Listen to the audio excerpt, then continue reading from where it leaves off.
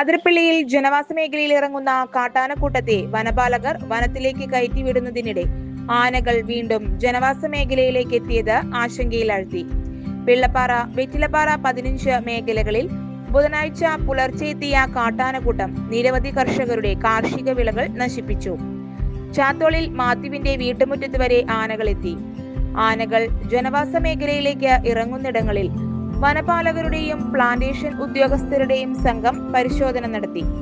സൗരോർജ വേലിയിലെ തകരാറുകൾ പരിശോധിച്ച് നിർദ്ദേശം നൽകി.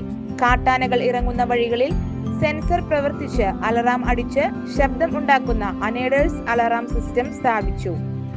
ആനകൾ 50 മീറ്റർ പരിധിയിൽ വന്നാൽ അലറാം പ്രവർത്തിക്കും.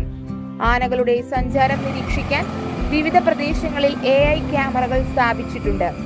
ദൗത്യസംഘം മേധാവി അസിസ്റ്റന്റ് ഫോറസ്റ്റ് കൺസർവേറ്റർ KK സുനിൽകുമാറിന്റെ നേതൃത്വത്തിൽ DFമാരായ വെങ്കടേശ്വരൻ, സുരേഷ് ബാബു, റേഞ്ച് ഓഫീസർമാരായ രഘുലാൽ, Jobin Joseph, plantation oil farm manager Paul, supervisor Jophy തുടങ്ങിയവരുടെ നേതൃത്വത്തിലായിരുന്നു പരിശോധന.